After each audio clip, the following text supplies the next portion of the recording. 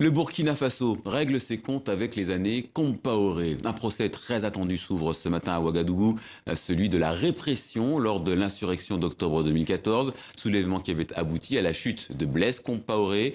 Dans le box des accusés, 31 personnes, l'ensemble du gouvernement de l'époque, exilé en Côte d'Ivoire. L'ancien président est lui jugé par contumace. Fanny Noiro, vous êtes notre correspondante sur place. On peut parler d'un procès inédit et c'est la toute première affaire jugée par la Haute Cour de justice. Et oui, effectivement, David, cette haute cour de justice existait dans les textes, mais elle n'avait jamais été mise en fonction.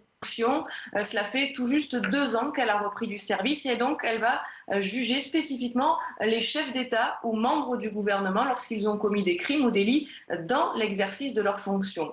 En ce qui concerne Blaise Compaoré, il n'est pas poursuivi en tant qu'ancien président.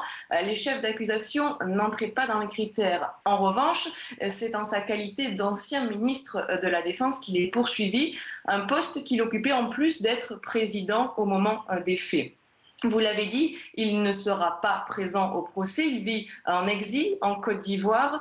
Son avocat basé à Paris ne sera pas non plus présent. Ce dernier, dans un communiqué, s'indigne de la procédure. Il affirme qu'aucun acte de poursuite n'a été personnellement notifié à son client et il ajoute que lui-même n'a pas reçu de copie du dossier. Le procès va s'ouvrir dans un peu plus de 2 heures maintenant. On attend évidemment beaucoup de monde, de nombreux journalistes et même si beaucoup craignent un report de ce procès, cette ouverture est historique, solennelle. Au total, il y a donc 32 accusés, dont Blaise Compaoré, des accusés qui encourent jusqu'à 20 ans de réclusion et même la peine de mort, elle est toujours en vigueur au Burkina Faso, même si elle n'est plus appliquée depuis longtemps.